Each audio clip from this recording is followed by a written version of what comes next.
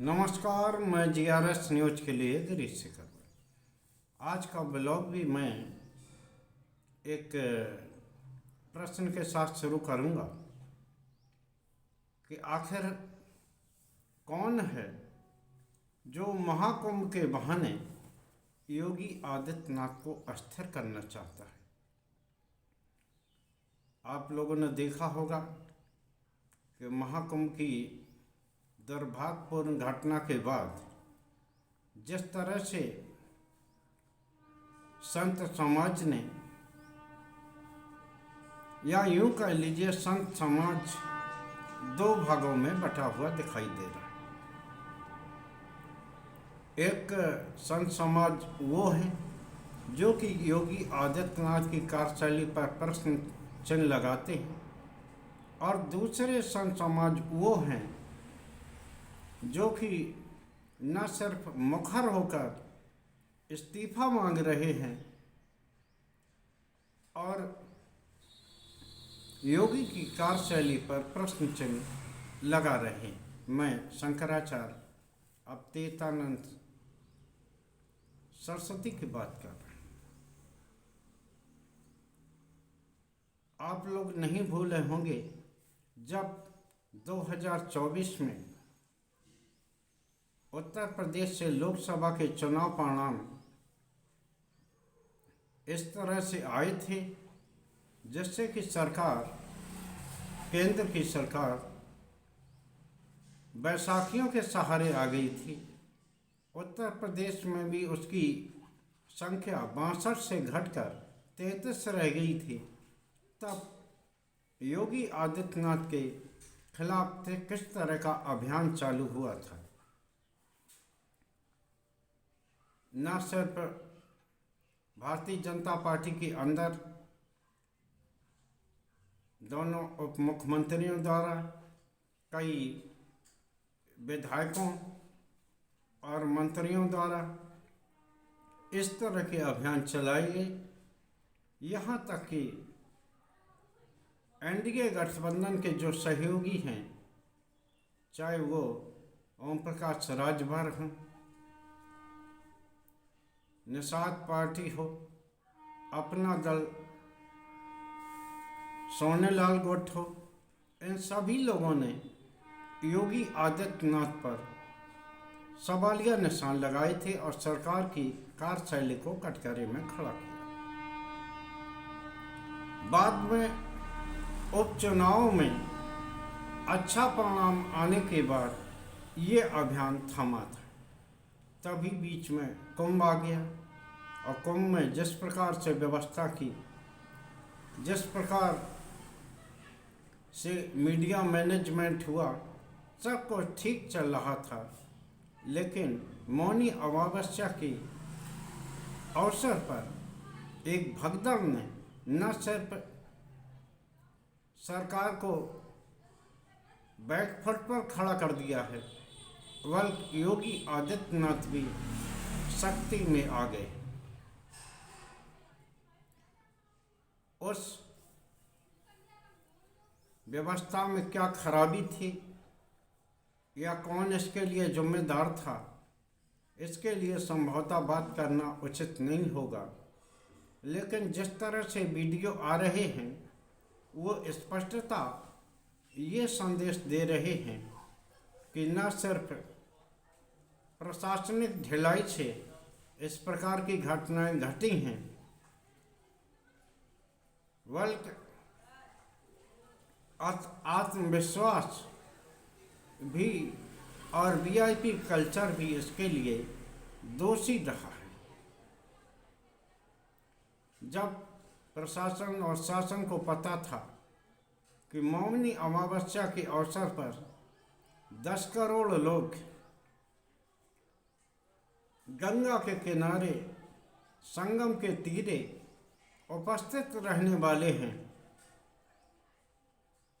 तो उस अनुसार आखिर शासन प्रशासन की क्या व्यवस्था थी, ये सभी लोगों ने देख लिया है।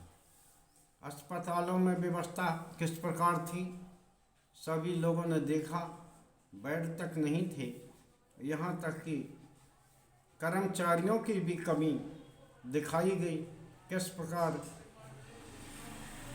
एम्बुलेंस भी मिलने में लोगों को तकलीफ हुई और किस प्रकार से पुलिस जहाँ पर ये दुर्घटना हुई वहाँ देखने तक को नहीं। खैर ये सब बातें आप जानते हैं, लेकिन मैं इस ब्लॉग में ये बात कर रहा था, क्या महाकुंभ की इस घटना के सहारे योगी आदित्यनाथ को सत्ता से डिगाने का प्रयास फिर से हो रहा है। ये मैं इसलिए कह रहा हूँ कि जो मीडिया 2400 घंटे कुंभ, दिव्य कुंभ और सरकार की प्रशासनिक व्यवस्था के शान में कसीदे पढ़ रहा था, अचानक अब वो कमियां ढूंढने में लग गया है। टीवी 9 हो और तमाम तरह के वो चैनल जो जिन्हें के गोदी मीडिया का दर्जा दिया गया था, वो भी अब सरकारी व्यवस्थाओं के खिलाफ सरकार से सवाल पूछ रहे हैं और एक तरह से वो योगी की कार्यशैली को जिम्मेदार ठहरा रहे हैं। निश्चित तौर पर क्या प्रशासनिक अधिकारियों को वास्तव में कोई चूक हुई है, या वो इसके जानने के बावजूद भी उन्होंने अक्षम्य गलती की है कि जब 10 करोड़ लोग इस दिन वहाँ रहने वाले हैं तो उनके अनुसार व्यवस्था नहीं की गई थी। इस महाकुंभ के कारण न सिर्फ पूरे प्रदेश के अस्पतालों या परिवहन व्यवस्था को भी काफ़ी धक्का लगा है, क्योंकि जगह जगह के कर्मचारी प्रयागराज और आसपास के ज़िले में महाकुंभ की ड्यूटी के नाम पर शिफ्ट किए गए हैं। यहाँ तक कि रेलवे के कर्मचारी भी, अतिरिक्त कर्मचारी प्रयागराज और उसके आसपास स्टेशनों पर लगाए गए हैं। बसें आदि भी कुंभ के नाम पर लगाई गई हैं।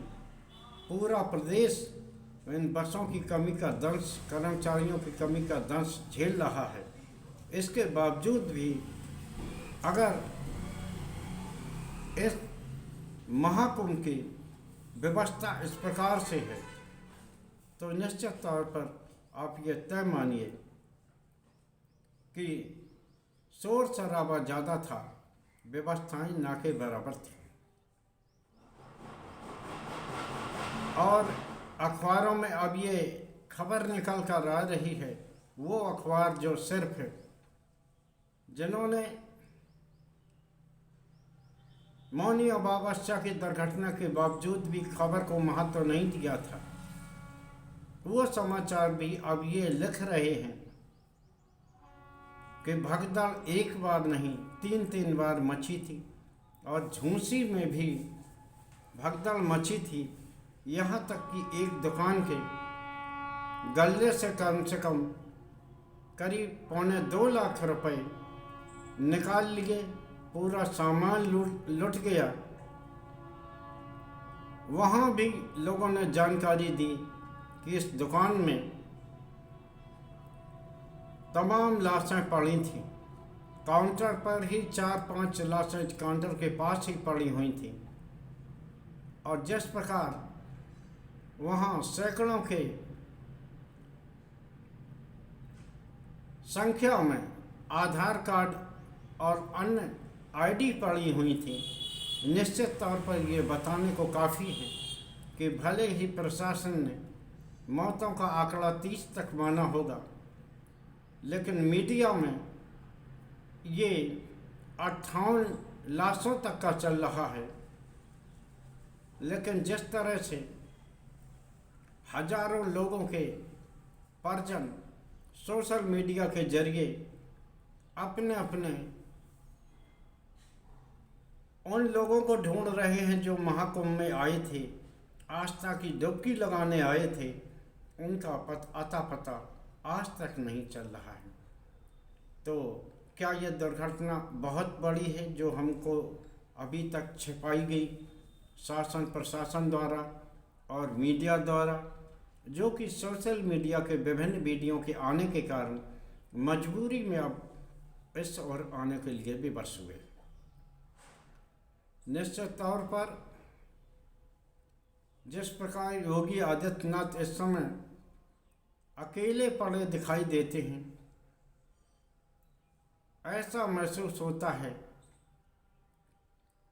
कि दिल्ली ने भी अब उन्हें महाकुंभ की इस घटना के बाद असहाय छोड़ दिया है। क्या ये संयोग है या प्रयोग है? मीडिया का एकदम से बदल जाना आखिर क्या दर्शाता है? क्या योगी आदित्यनाथ के लिए महाकुंभ की ये घटना उनको सत्ता के दिगाने का कारक बन सकती है क्या? इस प्रश्न का उत्तर अभी मिलना शेष है। लेकिन जिस प्रकार से गोदी में बैठा मीडिया अब खबरों की ओर रेंग रहा है, प्रशासनिक कमियों को गिना रहा है, और जिस प्रकार से संत समाज का एक बहुत बड़ा वर्ग अब अपने ही एक मठाधीश और संत के खिलाफ इस्तीफे की मांगने की कार्रवाई तक जा पहुंचा है, ये दर्शाने के लिए काफ़ी है कि स्थितियां वो नहीं हैं जो दर्शाई जा रही हैं। पूरी तौर पर योगी आदित्यनाथ की सत्ता को उसी प्रकार डिगाया जा रहा है जिस प्रकार से लोकसभा चुनाव के बाद एकाएक अभियान जारी हो गया था एनडीए की ओर से, सत्ता पक्ष की ओर से। तब हिंदुत्व के प्रबल पैरोकार आरएसएस और संत समाज आज ने उन्हें बचा लिया था, लेकिन चूंकि अब आवाज़ें संत समाज की ओर से उठ रही हैं, हिंदू भाइयों की ओर से उठ रही हैं, तो निश्चित तौर पर यह दिखाने को पर्याप्त है क्या महाकुंभ योगी आदित्यनाथ के लिए खतरे की घंटी बजा गया है। आज के ब्लॉग में बस इतना ही। जय हिंद, जय भारत।